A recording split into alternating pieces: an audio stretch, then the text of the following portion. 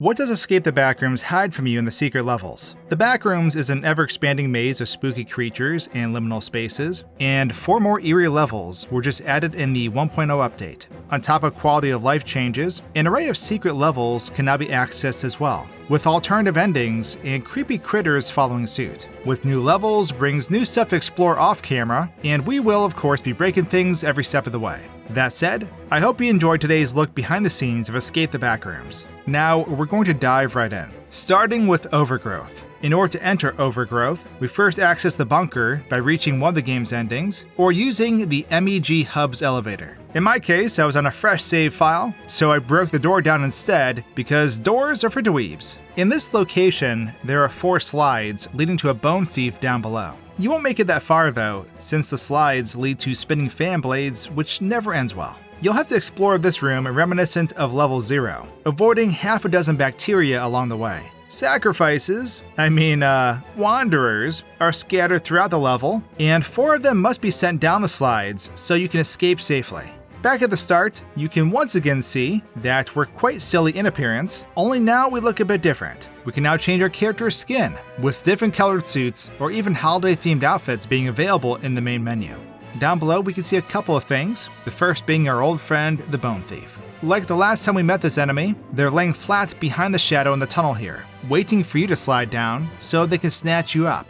In front of this monster, you can see the bones they thieved, but there's not much to this that we haven't already seen.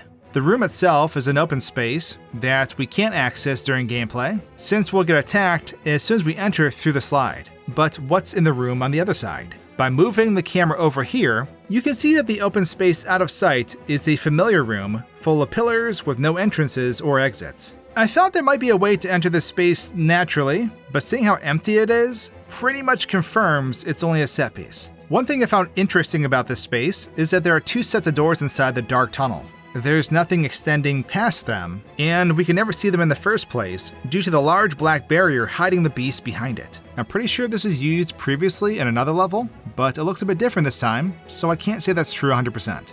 As for the slides, they're a bit of a rat's nest behind the scenes. Each slide has different paths, one leading to the Bone Thief's den, and one leading down into the void space. When you leave after sending your wanderer friends through, you'll go straight down instead, bypassing the fan route altogether. From another angle, we can follow the player into the slide, only to find that your physical body vanishes upon entering, and a bunch of chopped up pieces appear at the bottom if the fan hasn't been broken first. We need a buddy to take the fall for us before leaving is an option, so let's go socialize. When you enter the maze, you'll find yourself in this area visually similar to level 0, though it's loaded with various types of graffiti.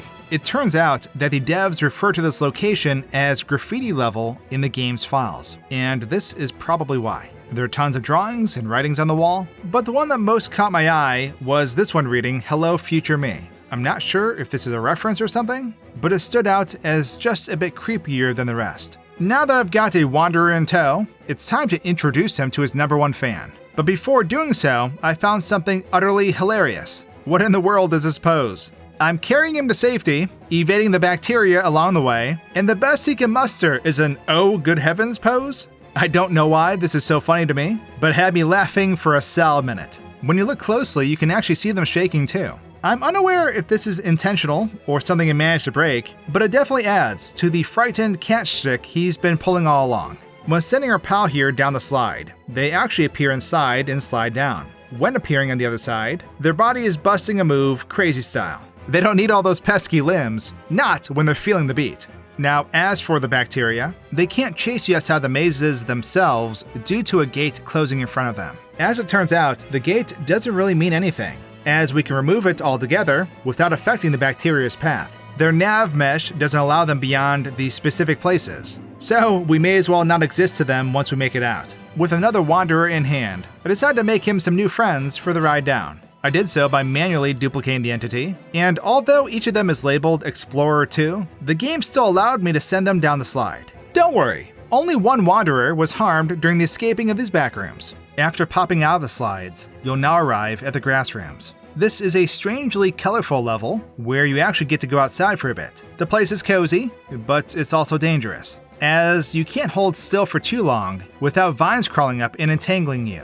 In multiplayer, you can escape them, but running it solo means instant death. In order to continue, levers are used to cross these gaps via suspension bridges. You can then grab a knife, cutting the rope to drop this board. From here, you break the glass using this odd mechanism, pressing forward where buttons are used to unlock a series of doors, all while avoiding standing still for too long. Eventually, you reach an elevator on the other side, leading to the empty city ending. So jumping back, I wanted to first appreciate the level's overall appearance. This doesn't feel like a Backrooms level to me, and despite the risk of danger when standing still, it's a weirdly peaceful place with quite the view. Well, until you look closer anyway. When I looked more closely at the grass blowing in the breeze, it became clear how the effect is done. The blades aren't moving individually, but instead the entire thing moves like ocean waves rising and falling. It's really hard to unsee, and I'm finding myself a bit seasick over here. Taking the camera back, we can see the level from an outside perspective. These giant pipes you see here are visible from inside the map, and they completely tower over the rest of the level. From out here, we can see that these objects, alongside the catwalks overhead, extend out into the void where they come to a stop. Not far from this spot, there's a large rectangular platform beneath the level. It's a pretty big flat rectangle with stretched textures. I believe this is a piece of the terrain for the grass without the actual grass on top, and may have been used during the map's construction. It looks super stretched out though, so I could be wrong about that. Something I almost didn't notice during my first playthrough is the giant pit of pointy demise. This pitfall is pretty deep, with a ton of spikes at the bottom, and I can't tell if they're supposed to be rusty spikes or thorns maybe. It would make sense if these were formed by the unseen entity waiting to ensnare the player, especially since we can find similar vines at their base. Since we're talking about the vines, this is what the animation looks like from another angle. They creep up from the grass below, violently shaking as they continue to grow. This isn't easy to see during gameplay, but in bold time, you can see this super clearly. Also, the hilarious death animation that follows. The worst death in Backrooms history, folks? Death by Stanky Leg. I tried shrinking the player to see how it impacted the animation, and while the vines didn't change size to match me, the animation got a lot crazier. The parameters for the sequence have shrunk down, meaning all the roots appear in a condensed ball instead. Of course, the inverse takes place when we enlarge the player too, with the vines staying small comparatively, but still ascending your body completely. There's a machine ahead that carries you across these gaps in the scaffolding, but there's more to it than is currently visible. On the other side of this wall, there's an entire mechanism hidden from view, including a track that it moves across. I find it strange that they left it out of sight instead of bringing it out so we can see it, since it looks a lot more functional with all the pieces involved. With that being said, the following room contains quite the mystery. In order to continue through the Grassrooms, this spool needs to be cut down using a knife to break the glass down below. While taking another step through this area, I began to wonder, why is this even here? Either the random generation of the Backrooms created this strangely functional contraption, or someone who explored this before you did.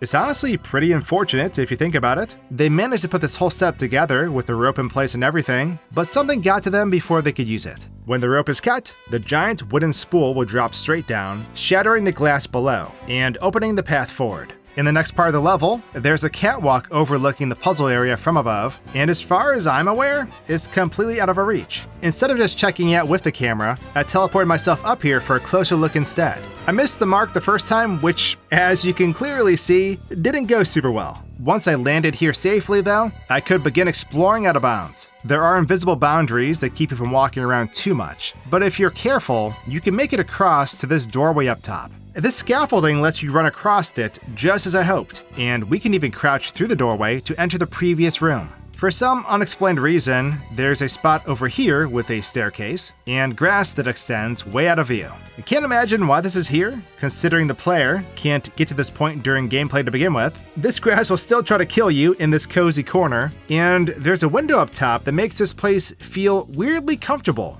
despite the context. So instead of completing the puzzles ahead, I decided it was time to get a move on. I smote the door with my divine power and entered the elevator. An elevator that doesn't do anything once it's activated, by the way. A video just plays over your screen instead, and unfortunately, we can't explore this cutscene due to this fact. Now, if you've gotten the wrong door ending at least once, you can access level 974 using a separate path in level 6. When entering, you load into this giant pink house that almost resembles a dollhouse. There's an entity here named Mr. Kitty, and he's not exactly a friendly face. As you travel the halls of the space looking for toys, Mr. Kitty will follow you without end. He doesn't move when being watched, making him a strange mixture of Slenderman and SCP-173. You have to navigate the tight halls carefully to not get backed into a corner, grabbing all the lost toys and placing them by the stage. Entering the stage opens the curtain, revealing these trapped wanderers with a dangerous guest entering the room from above.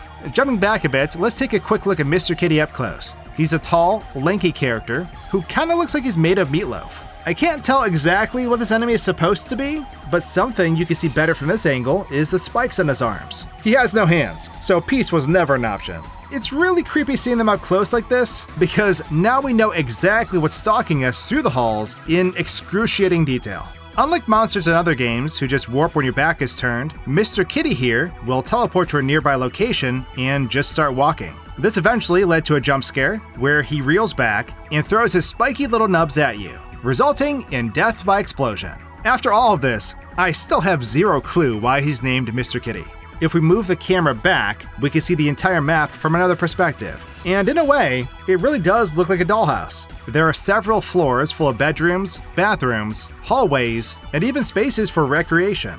Finding all the toys needed to complete the level is super tough, because this place is way bigger when viewed from out of bounds. While exploring out in the great beyond, I found this black barrier outside this wall here. These black barriers are typically used to obscure the entrance or exit, so you can't see what's on the other side. But in this case, it doesn't really serve a purpose. This may have been a doorway or window at one point, which is the only reason I can imagine this would be here. Let's take a moment to mess with Mr. Kitty though. In order to do this, I broke the wall down in the main area, stepping out onto this large platform surrounding the house. I'm pretty sure his nav mesh only extends as far as the house's walls, since he completely broke the moment I stepped outside. You can see from this angle that he activates the moment we step back inside, stopping when we leave once more. He also warps across the level when we step back inside from another location, so no matter how hard you try, outrunning him simply wouldn't work. In the meantime though, we can run around out here in the back rooms of the back rooms without any danger, something I found weirdly peaceful. Back in the main room of the house, I deleted the curtain to take a peek behind it early. This revealed that the barbershop quartet was already here the moment we let it in, though they're not exactly singing show tunes. They never move from this location either, which makes replaying this part of the game pretty creepy. Mr. Kitty lurking doesn't help that fact either. In order to get things going, I went ahead and duplicated the first toy I found as well, but Gravity had other plans today. They all just lined up here on stage in front of each other, waiting to be picked up and placed in a seat. It's interesting because they all worked as expected, despite being copies of only a single toy. Also, when the ending is taking place, the player falls unconscious, resulting in this hilarious pose. We can freely look around, and this is what that looks like from another angle. I'm straight up breaking it down out here, and nobody can stop me. Now on level 188, a section that I previously covered, there's a secret now hidden behind the Ellinian memory. If you manage to sneak past this monster, you can enter the door behind them and enter level You Cheated. It's a room that is meant to catch cheaters in the act, basically calling you out for breaking the game and dropping you into this joke level as a result. A knock on the door ahead can be heard when stepping inside, but that's all there is to it. No monsters, no items, just an empty space and plenty of time to think about what you did. From another angle, you can see that this is by far the smallest map in all of Escape the Backrooms, and it doesn't even classify as a level, because it's only an Easter egg. Even if we break down the door and try to walk through it, the hallway has no exit, and so we just stand around, looking like a total dork. I guess you can't cheat your way through level You Cheated. Well played, devs. Well played indeed. And with that, that's everything I found hidden off camera and behind the scenes in Escape the Backrooms secret levels. I hope you enjoyed today's bizarre adventure, and I'll see all of you in my next game-breaking video. Cheers!